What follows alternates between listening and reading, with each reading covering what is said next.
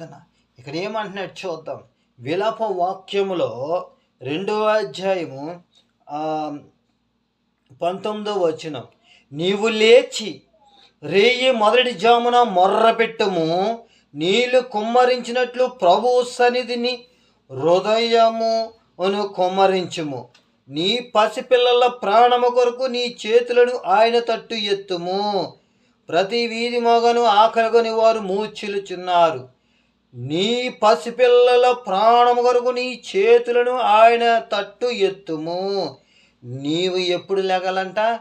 నీవు లేచి రేయి మొదటి జామున నీళ్లు కుమ్మరించినట్లు, నీ పిల్లల కొరకు, నీ పసిపిల్లల కొరకు నీళ్లు కుమ్మరించినట్లు. నీవు ప్రార్థన చేస్తున్నావా?